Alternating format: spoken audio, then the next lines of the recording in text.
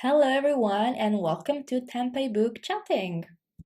Today I'm gonna talk about a book I read in the summer of 2022 and wasn't able to forget for a very long time. The book is Perfect on Paper by Sophie Gonzales. I bought it with zero expectations because I didn't know the author. I hadn't read anything written by her before, and yet I loved it.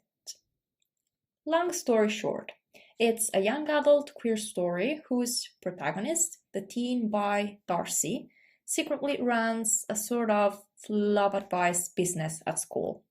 She's also part of the Queer and Questioning Club, a safe space for queer teenagers at school, founded years before by her currently transitioning sister and attended by many of her schoolmates, including her best friend, Brooke, a beautiful Vietnamese American lesbian girl.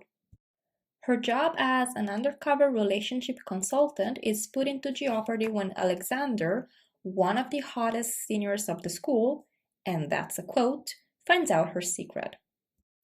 I'll stop here because I want to try and keep this review as spoiler-free as possible. So what's to say?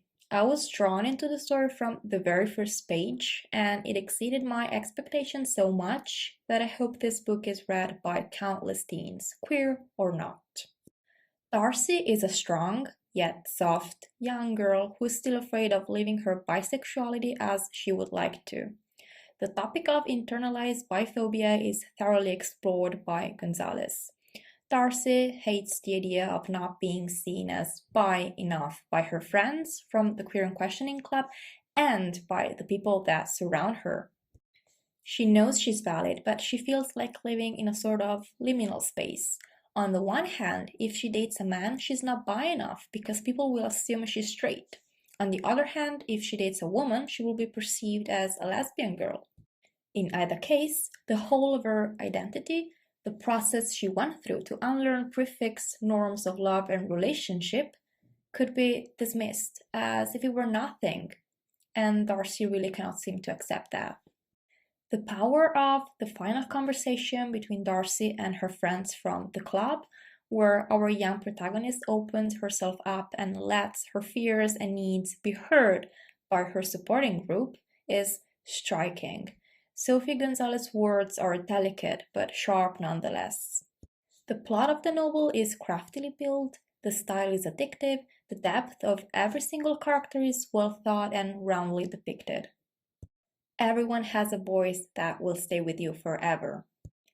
I know I might sound cheesy, but I really think we should have more stories like this one.